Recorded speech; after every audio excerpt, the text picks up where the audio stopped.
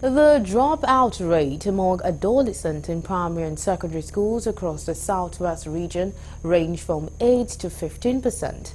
In this report, correspondent John Felix takes a look at the possible causes and ways to address out-of-school children in the southwest. The report. As of today, Nigeria is the world's capital of out-of-school children, with about 18.3 million of them, 10.2 million at the primary and 8.1 million at the junior secondary school levels.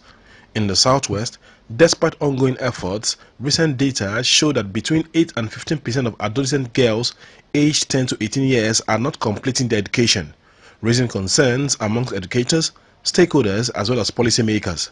But then, why has the out-of-school children remained on the increase in the southwest? We are not even talking about birth control in Nigeria. Even the most countries that are religious, like Saudi Arabia, do make reference to birth control. So if we are giving birth without limitation and with limited resources, where are we driving that? The first thing is for government at the federal level to entrench that law so that we can know what average family size can be in Nigeria. Let me be sincere with you.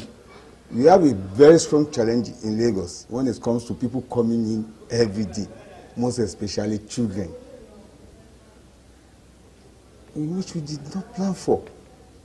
It's always difficult, but yet we are doing the best. We are building more schools. We are leveraging at all fronts. Every state has out-of-school children, and we should map out strategies that we put in place to tackle this problem. And when we talk of out of school, it's not only those who never went to school. We are also talking about those who went to school and dropped out at a particular stage. That was the need for retention, okay? And there is need for policy to ensure that those who get out will also come back. The use of fees do discourage children from going to school. So parents should also be assisted. We know there is poverty in the land.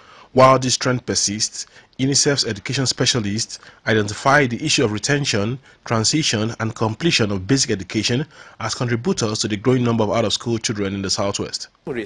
Where about 70% of children cannot read or write. It doesn't mean that they cannot read or write. What the data is really saying is that if a child of 7 years old can read 10 sentences a minute in another country that is faring well, that means that particular child in Nigeria, even though that child can read but can only barely read maybe 2 or 3 or 5 sentences, not up to 10. That means that child is not competing with their own peers. And that is what literacy and numeracy means. They suggest the need to build multiple learning pathways to address the growing out of school children in the southwest. But basically, we are advocating for them to commit to actually ensuring adequate funding for secondary education, and also making sure that they develop credible data that will help them to advocate for support from all angles, from the state governors, from donor agencies, that will help them to address issues on secondary education for the adolescents in their states.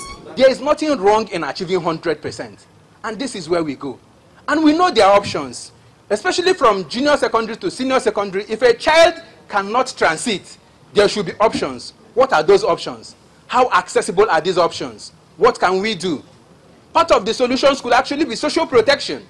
There could be change in legislations. There could be change in funding sources. With renewed commitment from the 6 Southwest government, the issue of out-of-school children can be brought to its barest minimum. From Abeokuta, the Ogun State capital, John Felix reporting for Galaxy Television News.